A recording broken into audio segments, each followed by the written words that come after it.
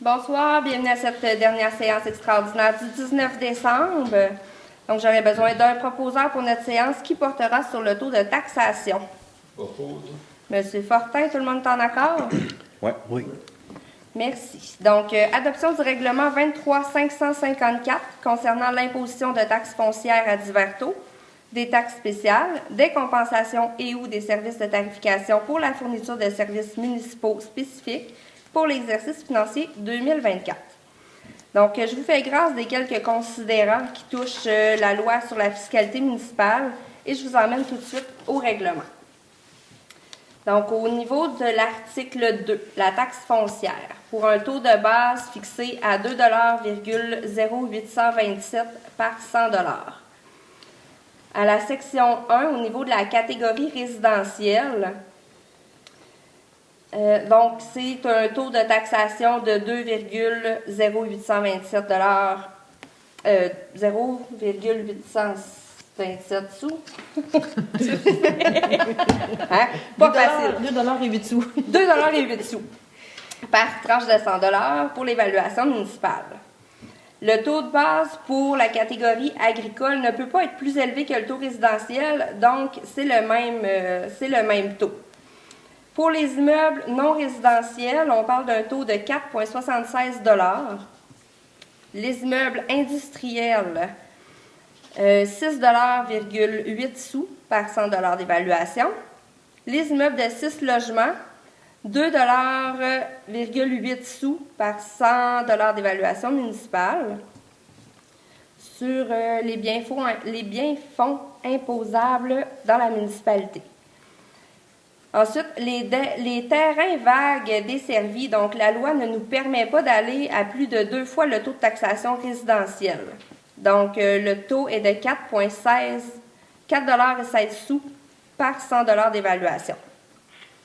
Pour la taxation des services municipaux spécifiques, donc l'article 3, la compensation pour le service de collecte et de disposition de matières résiduelles, donc les poubelles, le recyclage, c'est ça qu'il y a une augmentation de 3 % qui s'explique par les frais de service occasionnés.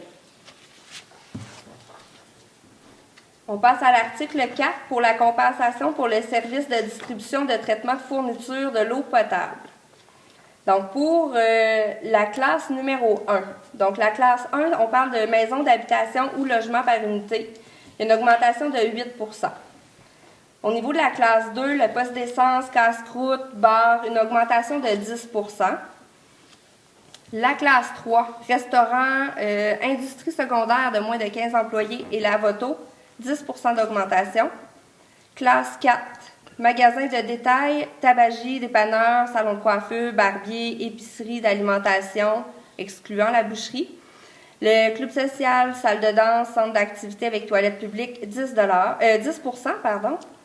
La classe 5, hôtel, motel de 20 chambres ou moins et magasin d'alimentation, épicerie, boucherie, 30 %. Classe 6, bétonnière, buanderie et teinturerie, 10 %. La classe 7, établissement financier ou commercial d'utilité publique, occupation professionnelle, métier non spécifique décrit au présent article, 10 %. La classe 8, dont on parle d'un 8 % pour résidence avec une chambre à louer et un 6 % par chambre additionnelle. Et on a ajouté une classe 9 pour la culture et production alimentaire avec un montant de taxation de l'eau potable de 1 500 $. À l'article 5, tarification pour la distribution et le traitement de l'eau potable pour Chappé Énergie, société en commandite. Donc, afin de pourvoir à la distribution, au traitement et la fourniture de l'eau potable de l'usine de cogénération Chappé Énergie, le taux a été majoré à 25 sous du mètre cube. Pour l'article 6, tarification pour le service de traitement des eaux usées.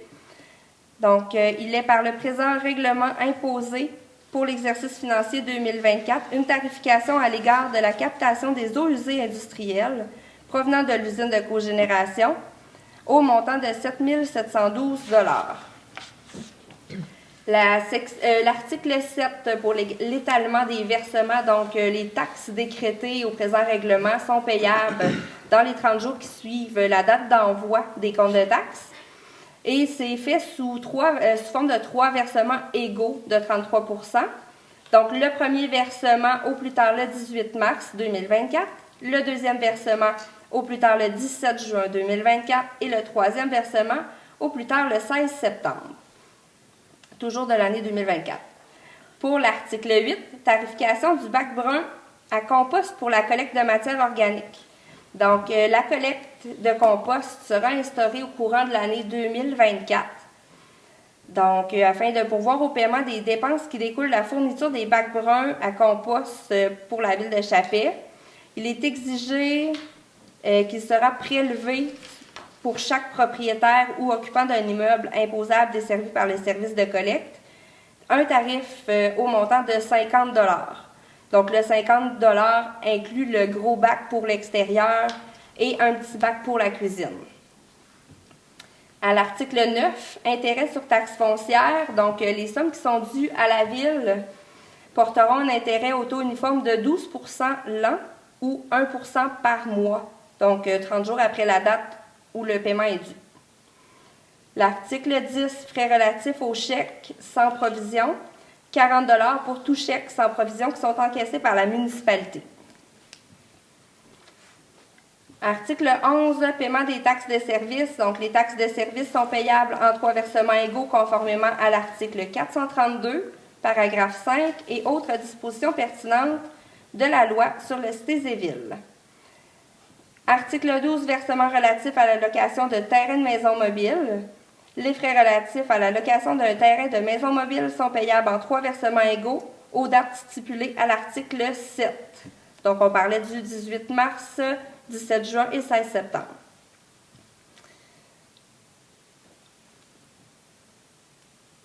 Donc, j'aurais besoin de quelqu'un pour proposer, excusez-moi, les différents articles concernant la taxation, tarification. Je propose. Monsieur Dionne, tout le monde est en accord? Donc, j'aurais besoin d'un proposeur pour lever cette séance extraordinaire. Ouais. Peux-tu donner un petit peu plus d'explications pourquoi que tous ces montants? Oui, effectivement. S'il vous plaît. Donc, au niveau des explications, il y a au niveau de la taxe. Donc, on a fait une augmentation de taxe foncière cette année de 2,5 %. Une taxe de vidange, c'est bien ça, hein? 3 de 3 %. Ouais. Et la taxe d'eau à 8 %.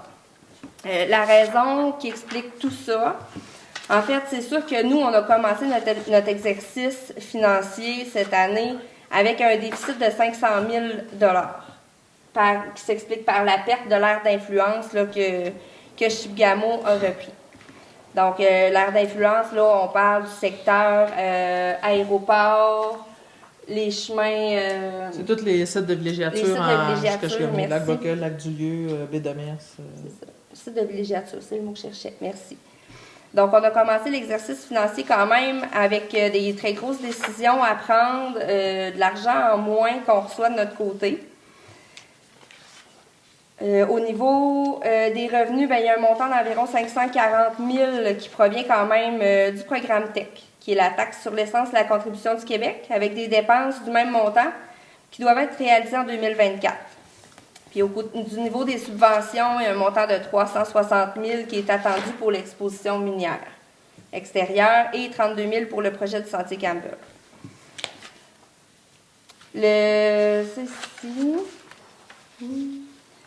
Donc, le service technique a présenté aux membres du Conseil la stratégie québécoise d'économie d'eau potable en 2022.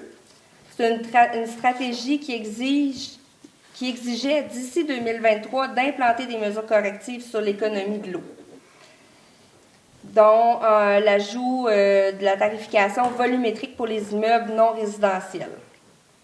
Donc, le bilan présenté a également démontré que les revenus versus les dépenses pour la ville sont déficitaires alors qu'on puise directement à même la taxe foncière quand on veut équilibrer nos dépenses. Dans des mots un petit peu plus vulgaires, produire 1 mètre cube d'eau, ça nous coûte plus cher de le produire que qu'est-ce qu'on charge aux citoyens. Fait que dans le fond, à un moment donné, il faut rattraper un peu ce qui se passe, parce que c'est pas normal que ça nous coûte plus cher que le revenu qui nous rapporte. sais, je fais le tour pas mal en mots plus vulgaires. C'est une bonne explication. Une bonne Merci. explication, merci Pascal.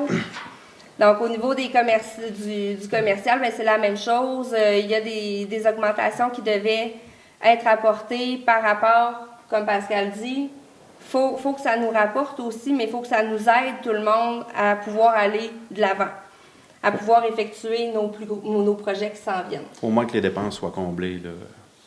C'est sûr que l'impact au niveau commercial va être plus élevé, fait que les gens vont s'en rendre plus compte parce que quand on a fait le calcul, là, le calcul qui a été présenté au niveau du service technique, c'est normalement l'habitant, je pense que ça équivalait à 43 sous du mètre cube, quelque chose comme ça.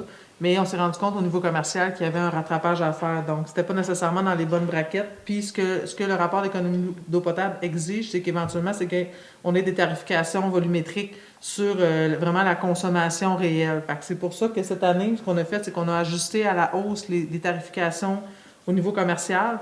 Mais à partir des prochaines années, quand l'installation des compteurs d'eau va être faite dans l'ensemble des commerces, on va être en mesure là, vraiment de tarifier volumétriquement la vraie quantité d'eau que les gens consomment au niveau commercial.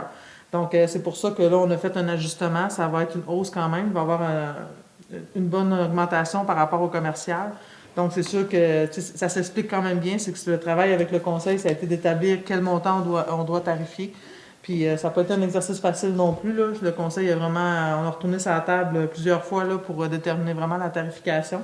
Mais c'est ce qu'on s'est entendu pour l'instant. Là, Il y a aussi la nouvelle loi là, que le gouvernement nous exige de... Effectivement. Tu peux en parler. Tu en connais plus que moi. Là, en fait, c'est ça. Fait que suite avec les nouvelles règles au niveau du ministère, il exige également là, qu'on ait un fonds d'investissement. Là, c'est qu'on soit capable de mettre l'argent de côté à même ce qu'on charge en eau. Donc, tout ce qu'on reçoit en revenu d'eau, on doit mettre un montant annuellement là, de côté pour pouvoir éventuellement mettre de l'investissement dans une infrastructure. Parce qu'actuellement, la réalité, ce qu'il faut comprendre, c'est qu'on donne l'eau aux citoyens, mais ça nous coûte plus cher que ce qu'on reçoit en eau. Mais en même temps, on n'a pas non plus la capacité de faire de l'investissement dans nos infrastructures. Puis c'est ce que le ministère veut, c'est d'éviter qu'on arrive dans 10 ans ou dans 15 ans puis qu'on n'ait pas mis d'argent de côté pour faire de l'investissement là, au niveau de nos infrastructures. C'est pour ça que le ministère fait des exigences. On doit s'accorder au ministère. Donc, c'est un montant qu'on va provisionner également là, suite au revenu. Et pour un citoyen d'une maison moyenne, là, ça représente environ une augmentation de 122,76 $. Puis à ça, on va ajouter cette année, en 2024, seulement un 50 $ pour les bacs de compost. Mais pour les années à suivre, là, le bac de compost n'est pas ajouté étant donné que vous allez l'avoir déjà à la résidence. Pas besoin d'en avoir un second. Moi, je pense que c'est complet. Je ne sais pas s'il y a quelqu'un qui a d'autres choses à rajouter. Ouais, pour les bacs de compost, je tiens à préciser aussi qu'on était obligé de les installer. Ouais. Parce que ça ne faisait pas notre affaire de charger plus cher non plus. C'est un bon point. Effectivement. Mais ça reste dans notre programme de circulation, d'économie circulaire. Donc, pour rester vraiment dans notre économie circulaire, le compost va être une bonne chose pour la ville de Chapelle. Complet pour moi. Complet pour tous. J'aimerais que quelqu'un propose la levée de la séance. Je propose. Monsieur Poirier, tout le monde est d'accord? Oui. Je vous remercie.